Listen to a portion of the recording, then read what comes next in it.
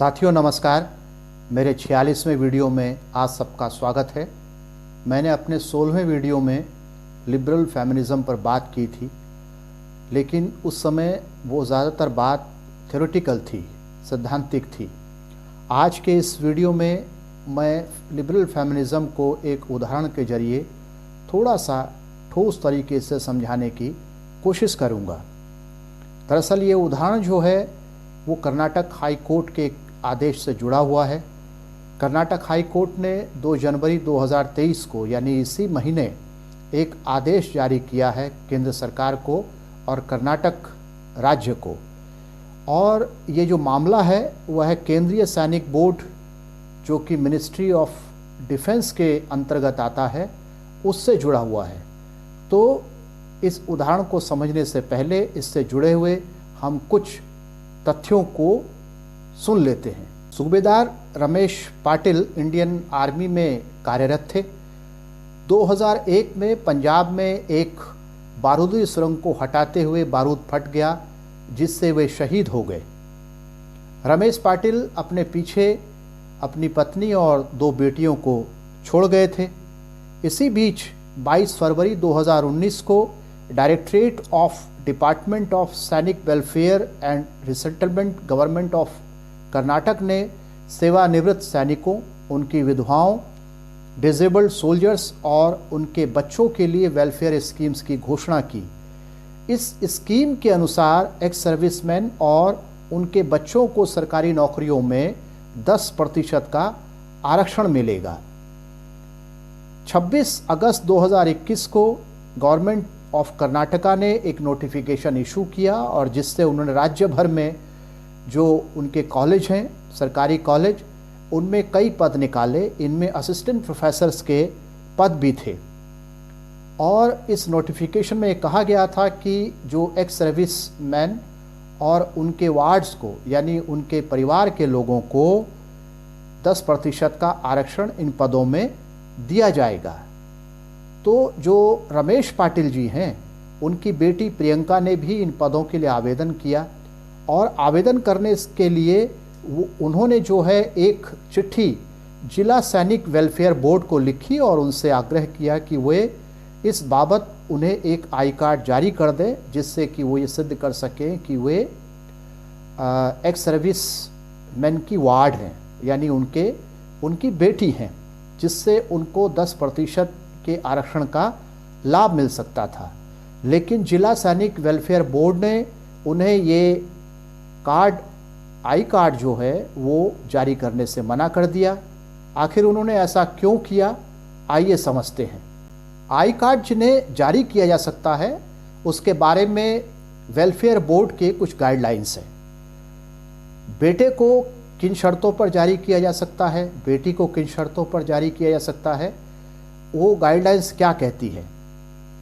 अगर बेटा है तो उसे यह आई कार्ड 25 साल की उम्र तक जारी किया जा सकता है, अगर वह 25 साल से पहले अपने पैरों पर खड़ा नहीं हो जाता, यानी कि वह इंडिपेंडेंट नहीं हो जाता, डिपेंडेंट नहीं रहता, या फिर वो उसको कोई ऐसी डिसेबिलिटी हो लाइफ टाइम, उस केस में भी उन्हें आई कार्ड इशू किया जा सकता है।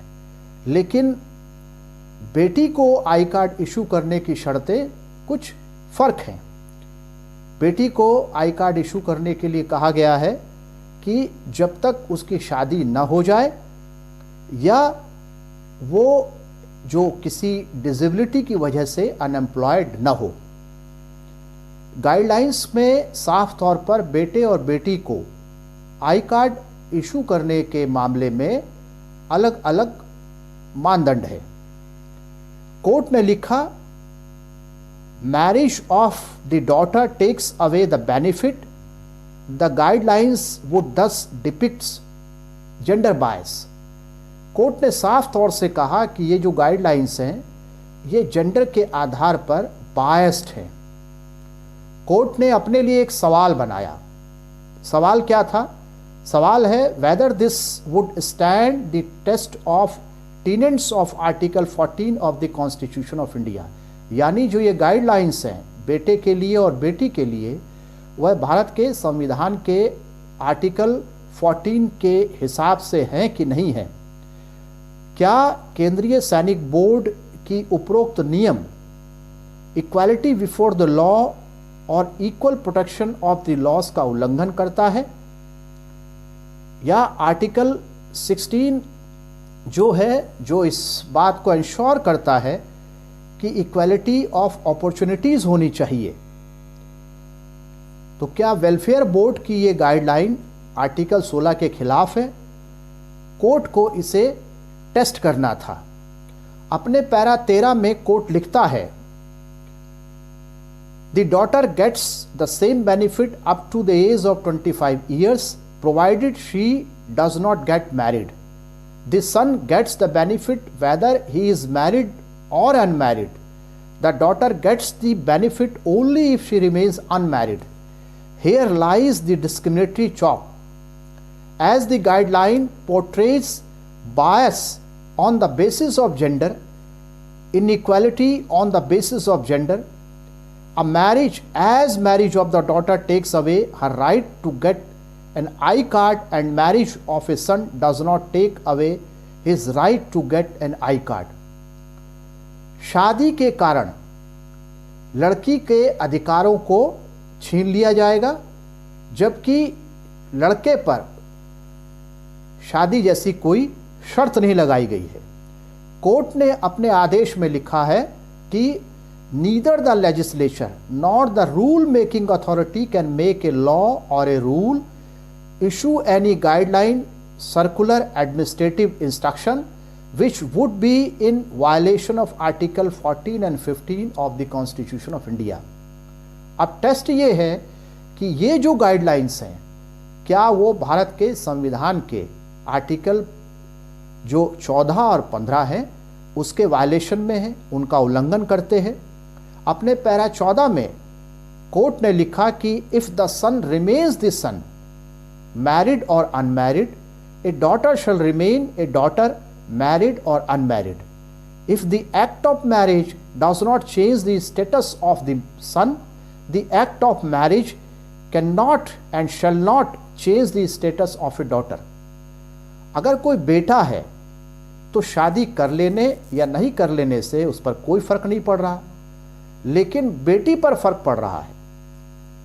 कोर्ट का कहना है कि शादी से बेटा या बेटी के स्टेटस में कोई फर्क नहीं पड़ना चाहिए और नहीं पड़ेगा।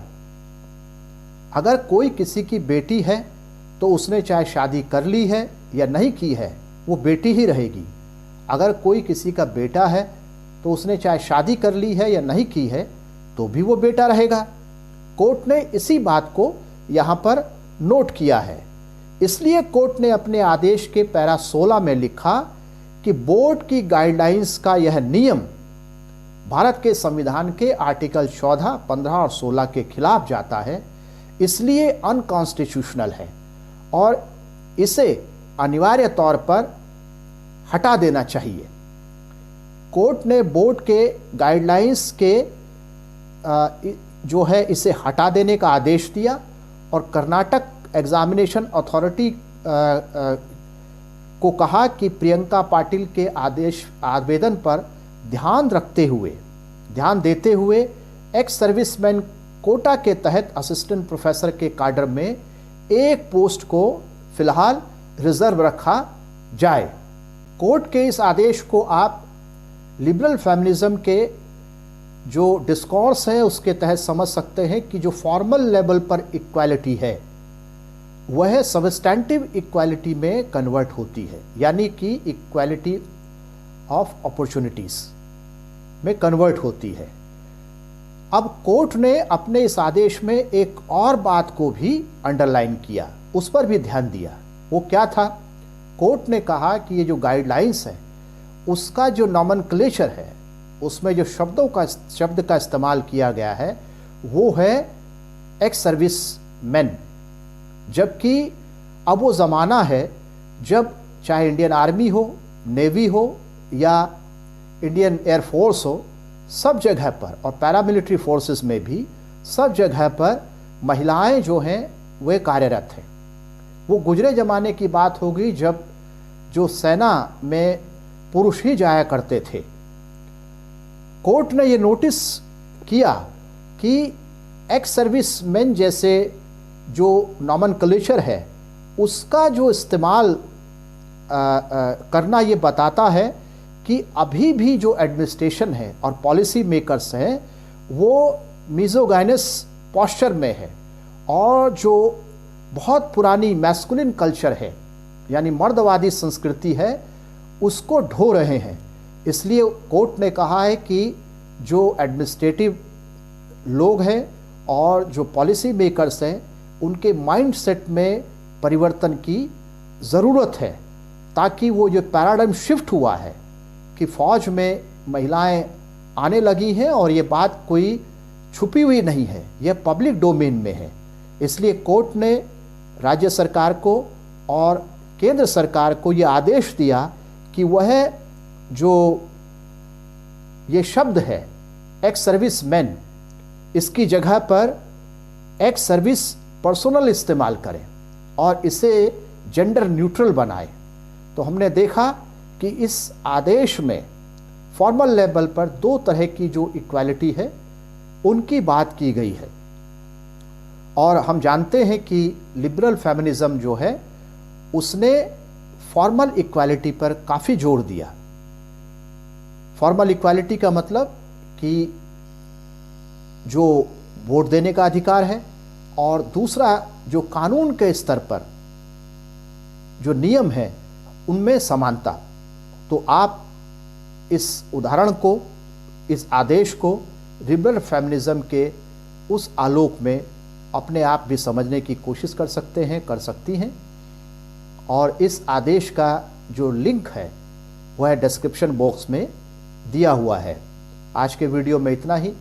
अगर आपको ये वीडियो पसंद आता है तो मेरी आपसे गुजारिश है कि इसे लाइक, शेयर और सब्सक्राइब करें। एक घंटी जैसी आकृति होगी उसे दबाएं ताकि नया वीडियो आने पर आपको उसका नोटिफिकेशन मिल जाए। तब तक के लिए नमस्कार।